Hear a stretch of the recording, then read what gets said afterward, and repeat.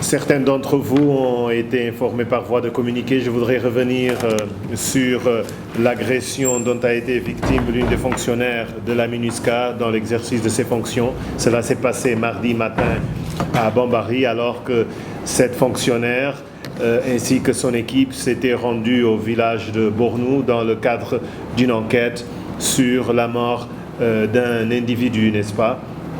Un acte que la MINUSCA a pris avec consternation, que la MINUSCA a condamné. Et des enquêtes sont en cours pour identifier le ou les responsables de cet acte inacceptable.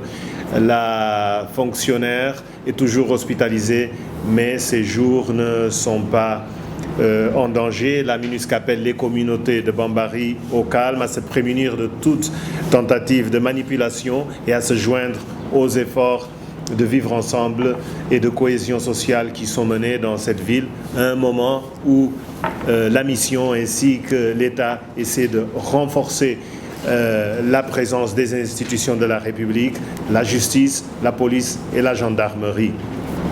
La MINUSCA reste déterminée à travailler avec tous les partenaires pour renforcer la cohésion sociale dans cette localité et partout, et également travailler au relèvement de la République centrafricaine.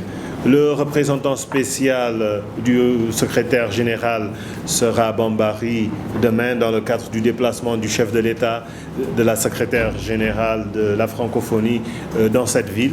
Le lendemain, le représentant spécial se rendra dans Luampende, une zone, comme vous le savez, très importante pour la transhumance, mais également frappée par des violences causées par les groupes armés.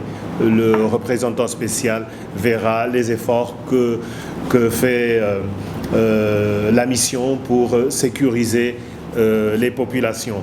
La représentante spéciale adjointe du secrétaire général, la nouvelle, n'est-ce pas, qui est également coordinatrice humanitaire et coordinatrice résidente du système des Nations Unies, Madame Najat Rochdi, visite en ce moment certains arrondissements de Bangui, le 3e, le 4e et le 8e.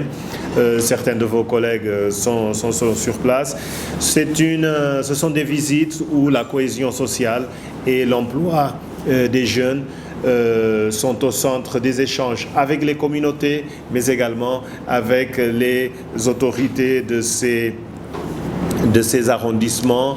Elle visitera également des projets extrêmement importants dans la dynamique de consolidation de la paix et de la cohésion sociale et qui sont soutenus par les Nations Unies. C'est le cas du projet de création d'emplois d'urgence et de formation au métier, Ampoko, n'est-ce pas, ainsi que le projet de construction du centre culturel et sportif de Boyrab. En ce qui concerne les droits de l'homme, au cours de la semaine comprise entre le 5 et le 11 avril 2017, la MINUSCA a pu documenter 26 incidents de violation et abus des droits de l'homme à Bangui et à l'intérieur du pays qui ont affecté au moins 44 victimes. Les groupes armés sont les principaux responsables. Il y a également quelques agents de l'État. Et parmi les abus et violations commis par les groupes armés, il y a 6 cas de viol. Il y a 6 cas de viol, dont 5 dans la préfecture de Luampende. La MINUSCA, en partenariat avec le ministère de l'Intérieur, de la Sécurité publique, entame demain un atelier de renforcement des capacités des chefs de quartier et de village de Ndélé. Cette formation sera ensuite organisée à Bamingui. C'est une formation sur la gouvernance locale et qui permettra de former quelques 100 chefs de quartier et de villages dans ces deux localités. Et dans le cadre de la cohésion sociale et la réconciliation, début hier à Bria d'une formation à laquelle prennent part la société civile de Bria, des associations de femmes, des organisations de jeunes sur la gestion des conflits. Ces participants auront à jouer un rôle extrêmement important dans la gestion des conflits.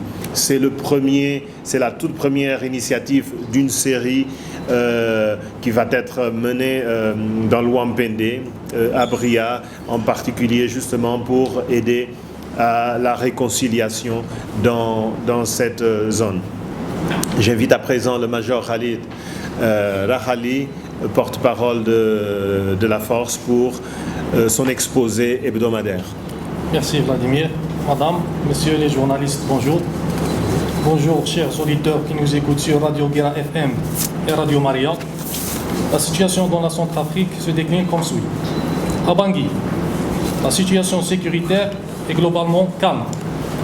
La GTFP a débuté ses patrouilles conjointes avec le FSI dans la ville et reste vigilante. Dans le secteur ouest, le long des principaux axes de transhumance, les vols de bétail et représailles se poursuivent au détriment de la population. Dans la région d'Ongayondai, des tensions sont vives entre les anti-Balaka, RJ et MPC, suite à une action des anti-Balaka dans la région. La force est immédiatement intervenue en Ngayondai pour en chasser les groupes armés et y maintient une présence pour apaiser la situation. Un survol aérien de la zone devrait avoir lieu en ce moment. À Batangafo, un meurtrier a été remis à la MINUSCA, qui l'a depuis transféré pour qu'il réponde de ses actes devant la justice.